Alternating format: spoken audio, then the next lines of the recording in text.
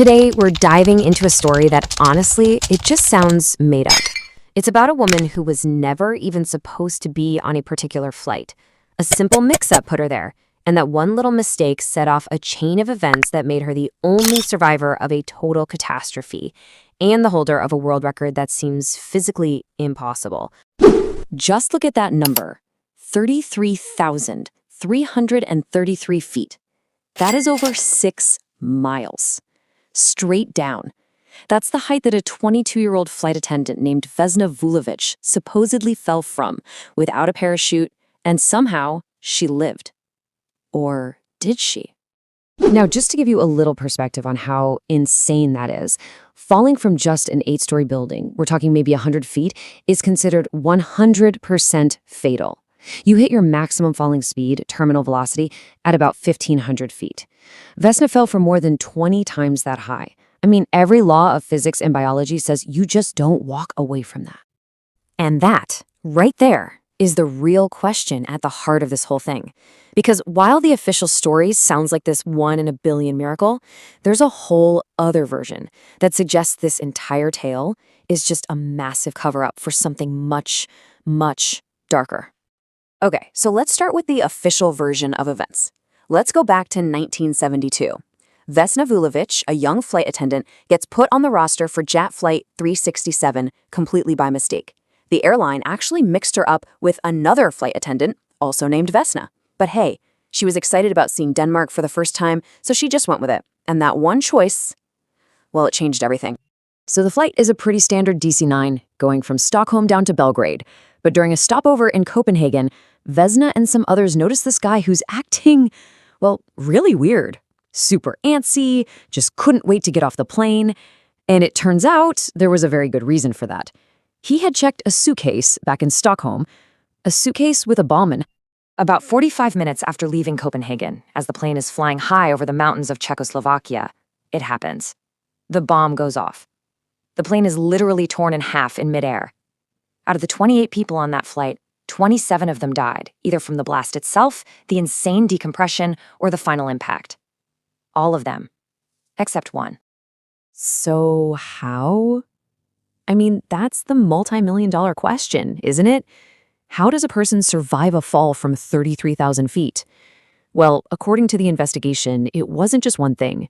It was this perfect, almost unbelievable sequence of 4 separate 1 in a million events that all had to happen in exactly the right order. So let's break this down, because it's wild. First, when the plane broke apart, a heavy food trolley slammed into Vesna, pinning her inside a chunk of the fuselage. That's what kept her from getting sucked out into the open air. Second, and this is crucial, she had chronically low blood pressure. This caused her to black out almost instantly, which protected her heart from literally exploding from the shock on impact. Third, the piece of the plane she was trapped in crash-landed on a super steep, heavily wooded mountainside that was covered in deep snow, basically a giant natural cushion. And finally, get this, she was found by a local villager who just happened to be a medic during World War II. He knew exactly what to do to keep her from bleeding out right there on the mountain. And this is just the most incredible irony of the whole story. This condition, hypotension, should have stopped her from ever becoming a flight attendant. She actually admitted later that she chugged a ton of coffee right before her medical exam just to get her blood pressure high enough to pass. So the very thing that should have kept her off that plane is the exact reason she survived it. Now, pretty quickly, the Yugoslav and Czechoslovak governments pointed the finger at Croatian nationalist extremists. In the middle of the Cold War, that was a pretty convenient explanation. The only problem, they never produced any real evidence. No one was ever officially charged, and that lack of proof opened the door for a completely different theory, one that really took off back in 2009. A couple of journalists based in Prague came forward with a whole new narrative. They claimed the plane wasn't at 33,000 feet at all. They said it was having engine trouble, started a steep emergency descent, and accidentally flew into a sensitive military zone. And that's when they allege it was mistaken for an enemy plane and shot down by a Czech fighter jet. So here we are with 2 completely different stories. One is a tale of a terrorist attack and a 1 in a billion survival. The other is a story of a tragic military screw-up and a massive government cover-up. So let's take a look at the evidence for both. So on one hand, you have the official story. It was backed by both governments, it blames terrorists, but it's really short on proof. On the other hand, you've got the alternate theory. It's supported by a few local eyewitnesses who swore they saw a low-flying plane being followed by a smaller jet. And, maybe most importantly, it makes her survival a lot more believable by drastically lowering the height of the fall. This number is everything. This is what put her in the Guinness Book of World Records. It's the highest fall ever survived without a parachute. It's this almost mythical figure that's the foundation of her entire legend. But the shoot-down theory? It brings that number way, way down to this. Now look, falling from 2,600 feet is still almost certainly a death sentence. But, as the journalist pointed out, it's significantly more realistic than falling from over 6 miles up in the sky.